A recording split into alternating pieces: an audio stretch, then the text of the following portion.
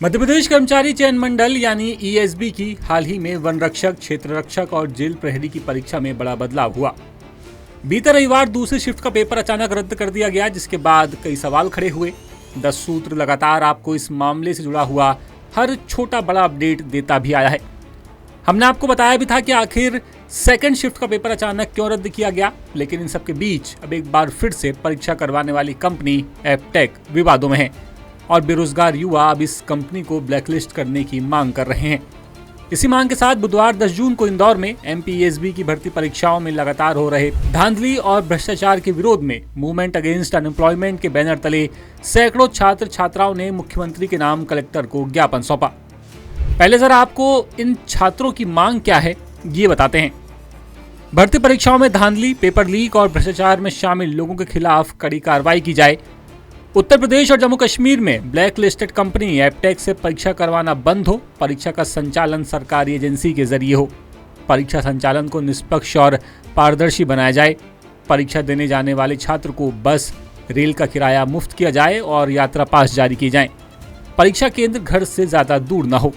मध्य प्रदेश में खत्म किए गए 1,20,000 पदों को दोबारा बहाल किया जाए।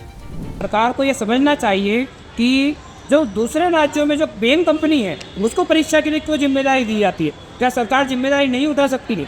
आज छात्रों की जो स्थिति है, इंदौर में रहना बहुत मुश्किल है। आज टंकी अगर हम लेने जाएंगे 2,500 से कम की नहीं मिलेगी। पेट्रोल डीजल के दाम, गैस के दाम लगातार बढ़ रहे हैं। ऐसी एक स्थिति में जब छात्र एग्जाम देने जा रहे हैं और ऐसी गड़बड़ियाँ अगर सामने आएगी तो हम देखेंगे कि मानसिक रूप से, आर्थिक रूप से छात्रों के ऊपर प्रेशर पड़ रहा है और ये स्थिति हो रही है। आए दिन हम देख रहे हैं कि ये परीक्षा ऐसे नहीं छूट रही जिसमें धांधली नहीं हो रही, पेपर लीक नहीं हो रहा, भ्रष्टाचार नहीं हो रहा है। इसीलिए हम यहाँ पर मुख्यमंत्री महोदय के नाम हम ज्ञापन देने के लिए आए हैं और हम ये डिमांड कर रहे हैं कि जितनी भी धांधलियाँ हो रही है, भ्रष्टाचार हो रहा है भर्ती परीक्षाओं में, उस पर रोक लगनी चाहिए।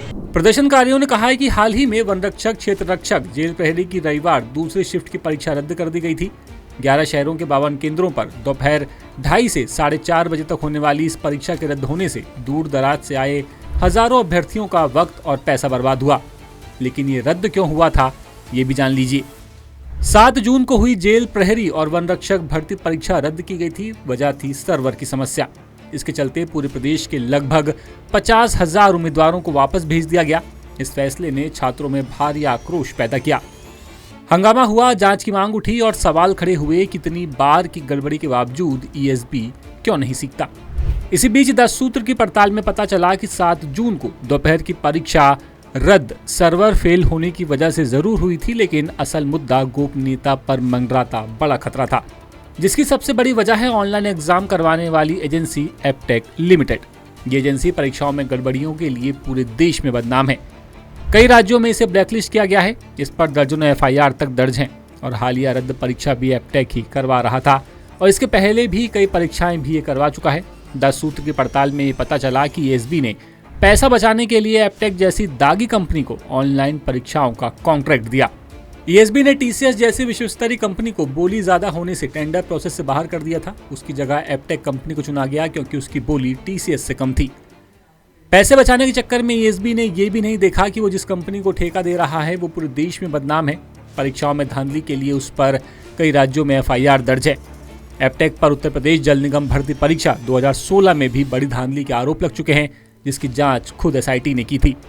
जांच में सामने आए तथ्यों और सबूतों के आधार पर कुल 1300 कैंडिडेट से 1,188 की नियुक्तियां 2020 में रद्द कर दी गईं। मगर कमाल देखिए कि इसके बावजूद अगली भर्तियों में फिर से एपटेक को ठेका मिल गया और कमाल देखिए कि उन भर्तियों में भी धांधली हो गई और फिर उत्तर प्रदेश सरकार को आखिरकार एपटेक को ब्लैकलिस्ट करना पड़ा। तो इस पूरे मामले पर अब आपकी राय क्या है, आप हमें कमेंट करके जरूर बताएं। इंदौर से ब्यूरो चीफ संजय गुप्ता की रिपोर्ट।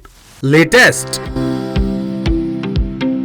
इन्वेस्टिगेटिव और इन डेप्थ खबरें देखने के लिए ज्वाइन कीजिए 10 सूत्र का व्हाट्सएप चैनल, सब्सक्राइब कीजिए यूट्यूब चैनल, लाइक कीजिए फेसबुक पेज और पढ़ते रहिए www.dasootra.com।